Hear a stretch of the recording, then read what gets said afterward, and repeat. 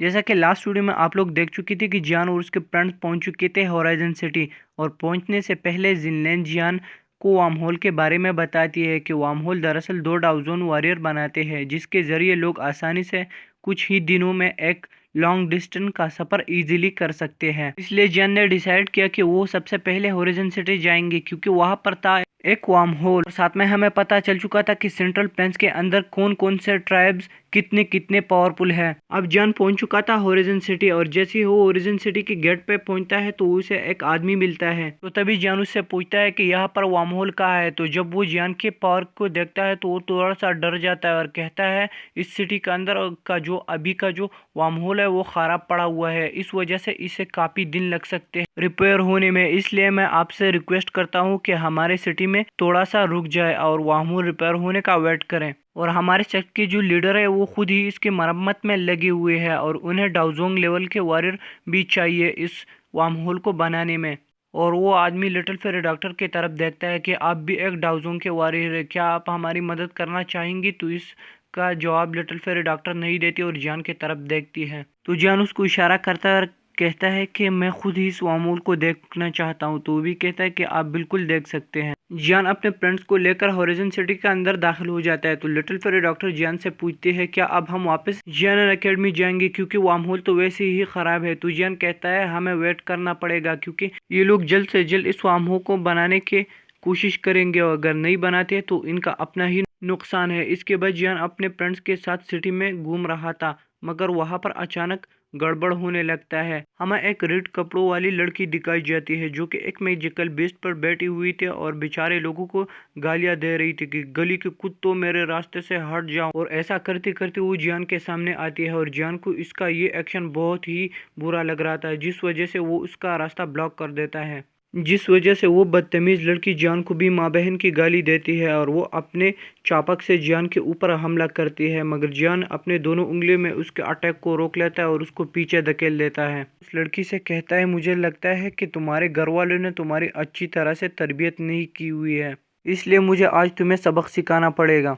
तो वो लड़की चिल्लाती है अंकल इस लड़की को इसकी औकात याद दिला दो। तभी वहां पर दो बुड्ढे आ जाते हैं और उनका लेवल था डाउवांग के 6 स्टार। तो बुड्ढे कहते हैं तुमने इस मासूम लड़की को तंग क्यों किया। तो जियान कहता है शुक्र करो कि ये लड़की है वरना मैं कब का इसको ऊपर पहुंचा देता। और वहां पर जितने भी लोग आसपास में खड़े थे वो सारे जियान के ऊपर तरस खा रहे थे कि आज इस लड़के का बुरा दिन होने वाला है क्योंकि ये लड़की लू क्लैन के एंसेस्टर की पोती थी। तो वो बदशक्ल लड़की जियान से कहती है अगर तुम यहाँ से जिंदा जाना चाहते हो तो तुम्हें मुझसे माफी मांगनी होगी और वो भी अपने घुटनों के बल बैठ के। इसके आगे वो लड़की कुछ बकवास करती है उससे पहले हमारी प्यारी लिटिल फेरी डॉक्टर आगे आ जाती है और उस लड़की को दिन में तारे दिखाती है, मतलब उसके कान के नीचे एक जोरदार चाटा लगाती है। और लिटिल फेरी डॉक्टर कहती है अगर तुमने मजीद कुछ और फजूल बकवास की तो मैं तुम्हारे मुंह से जबान उखाड़ लूंगी। और वो लड़की रोते हुए कहते तुमने मुझे थप्पड़ मारा। और जब वो दो बुड्ढे इस तरह इस मामले को देखते हैं तो वो लिटिल फेरी डॉक्टर की तरफ बढ़ने लगते हैं। तभी जियान अपना 3000 लाइटिंग मूवमेंट यूज करके उन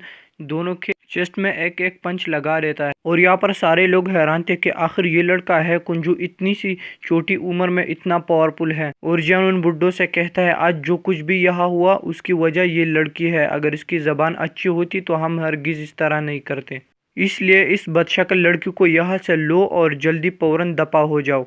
तो वो बुड्ढे बड़े रिस्पेक्ट से जियान से कहते हैं कि ये लड़की कोई आम या मामूली लड़की नहीं है, ये लू क्लैन की एंसेस्टर की पूती है। जब जियान लू क्लैन का नाम सुनता है तो एकदम खामोश हो जाता है और कुछ सोच विचार में जाता है। जब वो घमंडी लड़की जियान को इस तरह देखती है तो वो समझती है कि जियान डर गया। तो वो लिटिल फेरी डॉक्टर को और भी गंदी गंदी गालियां देती है और कहता है लड़की आज तो तुम्हारा खैर नहीं है क्योंकि अभी मेरे दादा तुम्हें सबक सिखाएंगे। जियान लिटिल फेरी डॉक्टर से कहता है कि ये लड़की इज्जत वाली नहीं है, इसलिए इसको एक और जबरदस्त चाटा मारो। तो लिटिल फेरी डॉक्टर पहले से ज्यादा जोरदार थप्पड़ उसके कान के नीचे लगाती है जिस वजह से उस लड़की की मुंह से खून निकल आता है और उसके गालों पे भी लिटिल फेरी डॉक्टर का हाथ दिखाई दे रहा था। तभी वो लड़के अपने हाथ में जेट के एक पीस को क्रैश करते हैं जिस वजह से स्पिरिचुअल एनर्जी चारों तरफ फैल जाती है। और वहां पर एक ह्यूमन फिगर आ जाता है जो कि कोई और नहीं था बल्कि उस लड़की का दादा था जो कि लू क्लैन का एंसेस्टर बीता और आते ही वो उनसे कहता है, तुम्हारी हिम्मत कैसी हुई जो तुमने